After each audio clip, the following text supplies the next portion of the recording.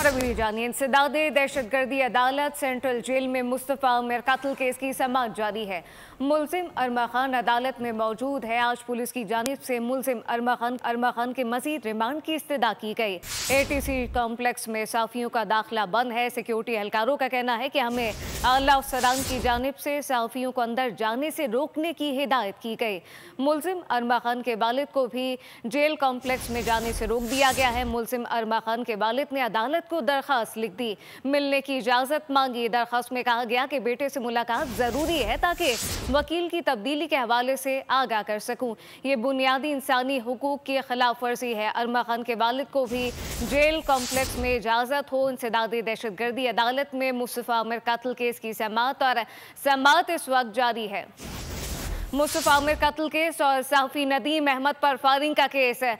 मुलजिम अरमा खान के रिमांड में 7 दिन की तौसीह कर दी गई है। मुलजिम अरमा खान को इंसदादी दहशतगर्दी अदालत में पेश कर दिया गया। सब्सक्राइब करें और बेल दबाएं ताकि कोई खबर रह न जाए।